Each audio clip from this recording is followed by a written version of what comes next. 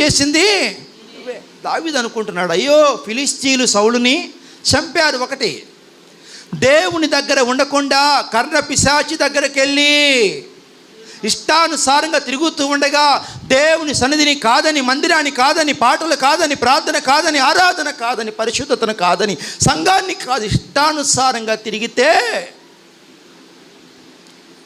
ఎన్నిసార్లు గద్దించిన లోబడిన వాడు హఠాత్తుగా నాశనం అయిపోయినట్టుగా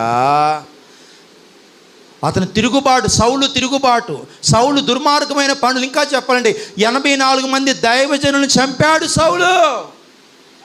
అన్యాయంగా దైవజనుల్ని సౌలు చంపాడు. అధికారం ఉంది కదా, కత్తి ఉంది కదా, బలం ఉంది కదా, అన్యాయంగా చంపడాన్ని బట్టి సౌలు మహారాజు మీదకి ఏమొచ్చింది? నాశనం వచ్చేసింది. ఆ నాశనం పేరే ఫిలిష్తీయులు. ఏం పేరమ్మా? వాళ్ళు వచ్చి సౌలుని యుద్ధంలో భయంకరంగా ఓడించారు. సౌలు చనిపోవడానికి ఎవరు కారణం? సౌలు అవిధేయత, సౌలు తిరుగుబాటు, సౌలు అపవిత్రత, ఇంకా చెప్పాలంటే ఫిలిష్తీయులు. కానీ షిమి అన్నవాడు ఏమంటున్నాడు? నీవే కారణం. నేను ఎలా కారణం అవుతానండి? అసలు యుద్ధంలో నేను లేను, అసలు యుద్ధానికి నేను వెళ్ళలేదు.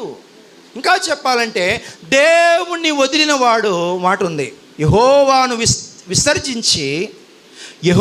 విసర్జించి ఎక్కడెక్కడో తిరిగేవారికంట శ్రమలు విస్తరించును. ఆ శ్రమ పేరే యుద్ధము, ఆ శ్రమ పేరే ఫిలిష్తీయులు, ఆ శ్రమ పేరే ఖడ్గము.